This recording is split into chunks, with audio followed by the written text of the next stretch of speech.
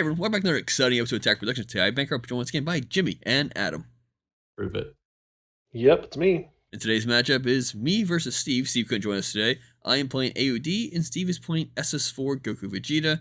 This is one of our matches from our Team Wars this past weekend, which is very interesting. So you're going to see a lot of pauses because kind of talking to our teammates during the match, and also during this match we had a guy new at the shop kind of walking around shopping and asking about the card game. So you're going to see us messing with cards, kind of pointing things out. That's just why we're doing it. Oh yeah, there's buttons, stuff in the description. Check them out. Let's get into the matchup. How familiar, Jimmy, are you with Steve's SS4 deck? Because I know you've played this deck, so you know the idea, and you like to play it more of an aggro route when needed, or if you have to shift, you will go the big boy route. So I did help Steve out a little bit earlier in the week fixing the deck for Team Wars. One of his teammates wanted to run a few red staples, and helped him kind of fix the list up so it'd be legal for the format. I think it's fairly standard as SS4 goes. I don't think there's a lot of crazy tech in there. There's some off stuff that he runs, like the Kaioken Goku, the one that ignores barrier, negging 25,000, which I don't think is crazy in terms of text for this deck, but it's not something that I would personally run. So it's fairly standard for SS4. And I think that just shows the versatility of the deck because while it's majority the same type of cards, just changing a few of the tech options changes the deck from a,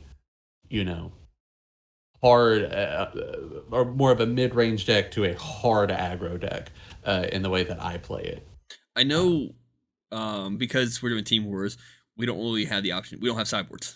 No sideboards are incorporating. So it's one of those things where I know I adjusted my deck very slightly to incorporate that idea. And I know Steve runs that tech in this deck, and I think that's definitely a sideboard card, I believe, for SS4.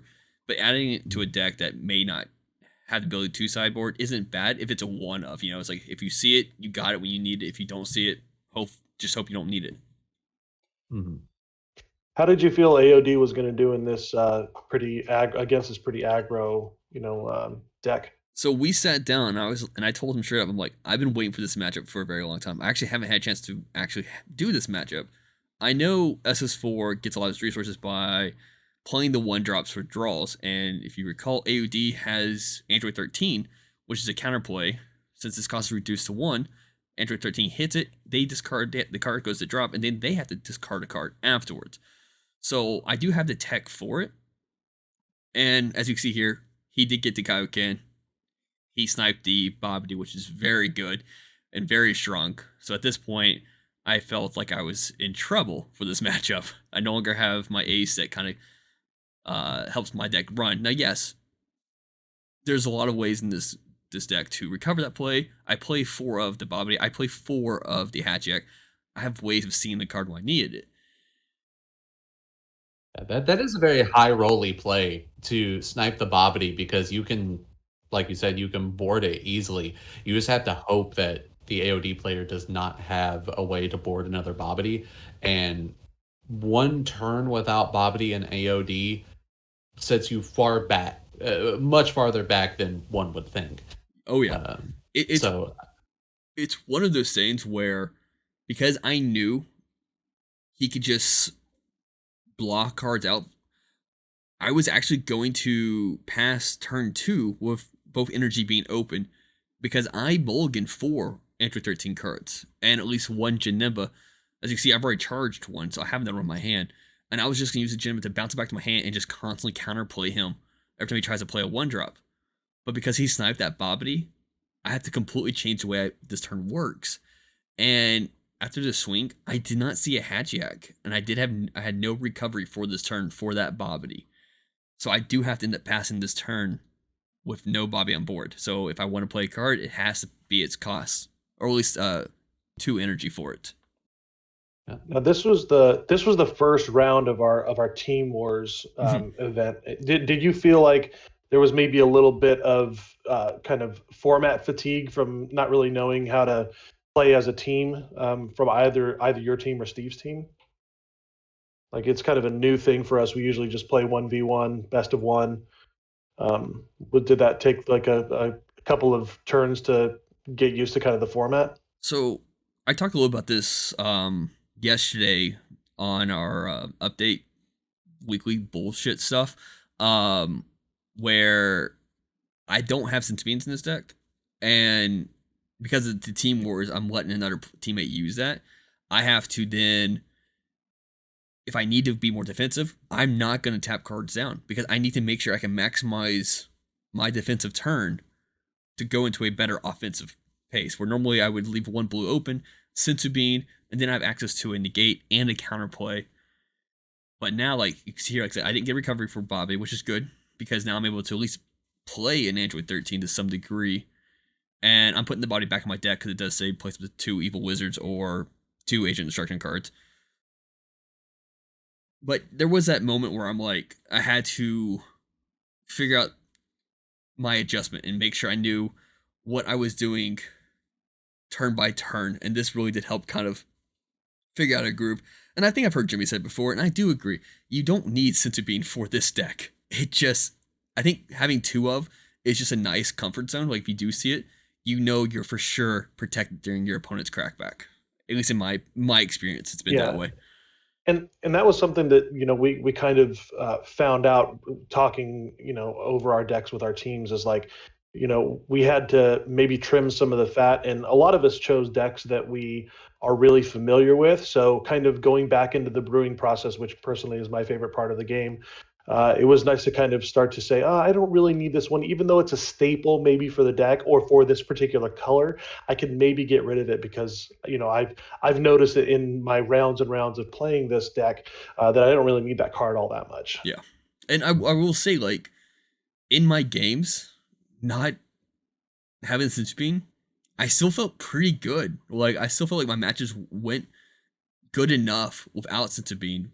Yes, I still wish I would have had him. But I didn't have a problem, I felt like, in most of my matchups when I was doing my turns. I was like, oh, I can still operate this turn the way I need to operate it to see a similar result. So real quick, kind of catch back up.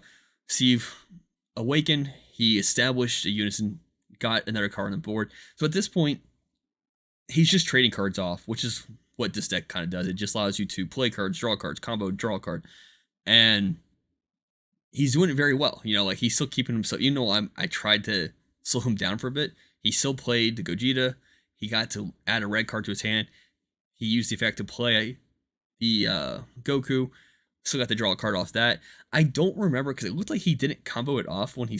because I negated. That's why. I was trying to minimize as much as possible for his turn because I feel like one of the strongest things about SS4 Goku Vegeta is that the ability that deck can draw is ridiculous. So if I could just slow that down, I could slowly get an edge, and that's just kind of how I felt as I was playing.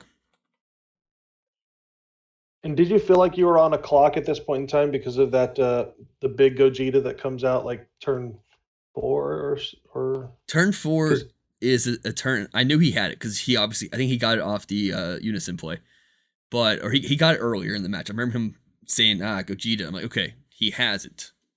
I need to remember that. I know turn 4 could be problematic. And I think at this point, Steve has like 5 or 6 cards in his hand. So he's going to take a couple of these hits probably and feel comfortable doing so.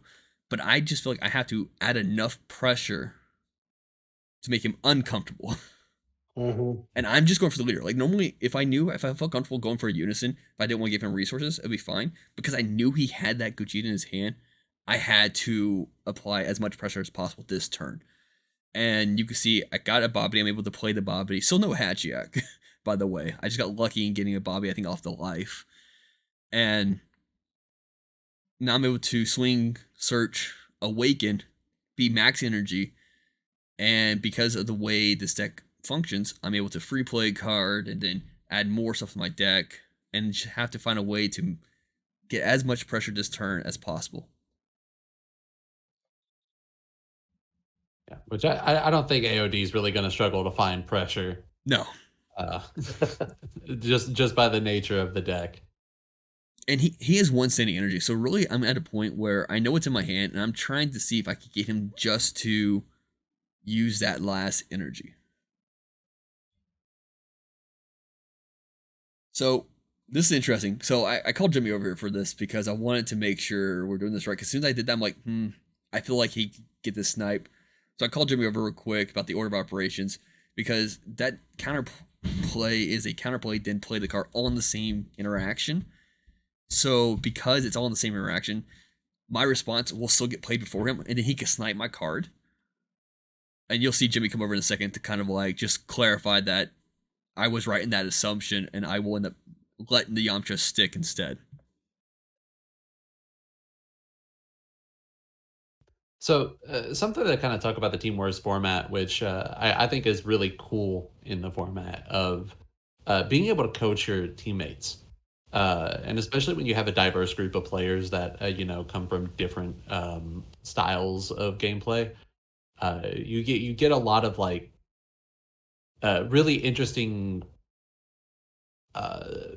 ideas that are given to you while playing, and especially we kind of seen it in matches where the two of the teammates have finished their matches, and then it was like 3 minds against 1. Yeah. And like that's really cool, and I think it's almost like probably some of the best Dragon Ball you're going to see played is when you have 3 minds playing against 3 other minds. It's a really cool format, and it was really cool to see like little glimpses of that last night walking around at the event. I had kind of an aha moment with the whole coaching thing. Bancroft, did you want to comment on something that was going on? I was gonna say real quick, I did find it was very funny. As soon as the game started, one of Steve's partners was Jason, and Jason was also playing AOD, and I had Fluff immediately just go, "Hey Bancroft, what's the counterplay again?" Oh, it's like it's Android 13, 3 or less. You discard a card. He's like, "All right, cool, thanks." Like because he's able to just reach out to me because he knows I know that deck. And to back off, to piggy off Jimmy, like if I'm playing someone who one of my teammates has experience either playing that deck or playing against that deck, that information is so valuable to have. Absolutely. Yeah, and I had kind of an aha moment. Nick and Jake were my teammates, and they mentioned to me I was playing against a player. I was basically had him dead to rights, and I was going to play a big bomb, but it was the first game, and they told me, just finish out the game. You don't have to throw the big bomb because that keeps some of the mystery into your deck so that you catch them by surprise next time. I thought that was fantastic advice. Mm-hmm. So here, using the leader's ability to play Janemba, which gives you a draw by bursting a card, and then you can use Janemba's effect to bounce the card back to your hand. And one of my favorite things to do, if I can make it happen, I just send the Turtleless back to my hand, replay the Turtleless, and get an extra swing off it, and get another search off it. Mm-hmm. And here, I'm counting cards out. I want to put things in my Z deck. If I want to play a Z card, I'm trying to figure out what's the best. You can see here, I've already charged 2 green energy, and I do play the Jiren Z battle card in my deck if I feel like it's needed against a Unison.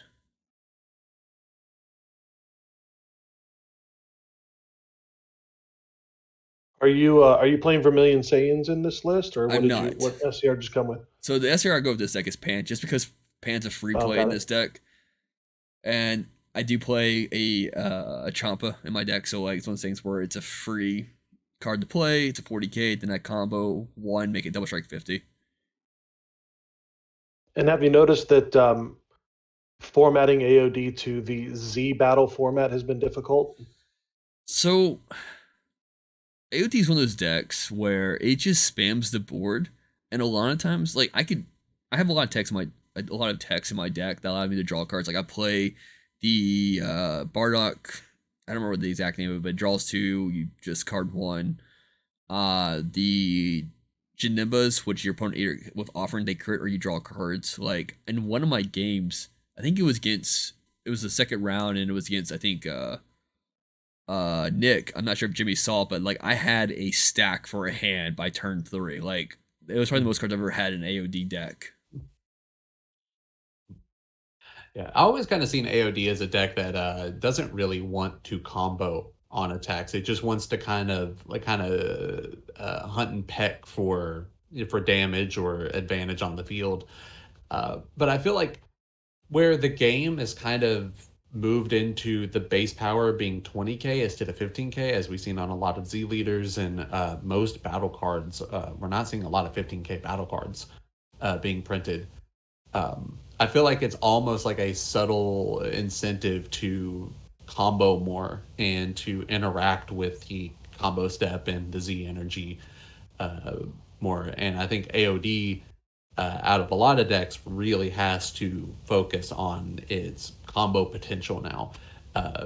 Because, let's look at, like, if it's versing Sin and they put out their Z leader, now a good chunk of your battle cards are non-threats by themselves. And to answer real quick your question, Adam, like Jimmy said, you don't really want to combo. I'm really just comboing cards off because I'm trying to get a total of 7 cards that have Agent Destruction in their name in my drop field, leader area, and Z energy. Mm-hmm. And comboing off this Android 13 would now make it 7 total cards. I'm not sure what's happening here because he looks like he did combo, and I haven't put the card in my Z energy yet or my drop. It's just floating there for some reason. Oh, I was debating on putting it to maximize this turn. So now that that's 7, I established that card. He does have 3 life. This card now has triple strike. And I have other options going into this turn. I now have 4 cards in my drop. I could overwhelm them to play that Bardock to get just more draws. But I want to go for an attack first. Just see if he negates. Like, this is kind of my final thing. I'm tapping out, which is very scary to do. But as you all see, I have definitely pulled enough slugs. So if he had negated, I felt okay if he played the Gogeta. And I ended up comboing up to like 110,000.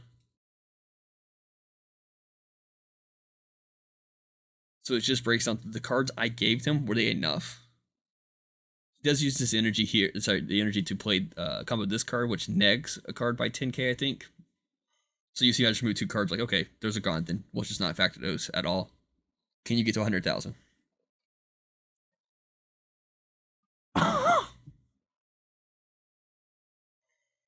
Which, in a lot of situations, for SS4, that would be a cakewalk, and you'd still have resources left over in hand. So he even thought about it, like just Z Awakening. The problem with he Z Awakens, he can't. He's done. So he looks at his hand, he assesses the situation. He's like, nah, it's game. And that's when he explained right there when he's pointing to Z deck. He's like, I could have Z Awakened, but then I couldn't do anything on my next turn. I'm like, yeah, that was the point. I wanted to make sure that if I could not take you out, that I'm forcing you to use resources that you don't want to use. And I felt like that was the best way I could have beaten SS4 Gogeta in this matchup. Yeah, so, good job.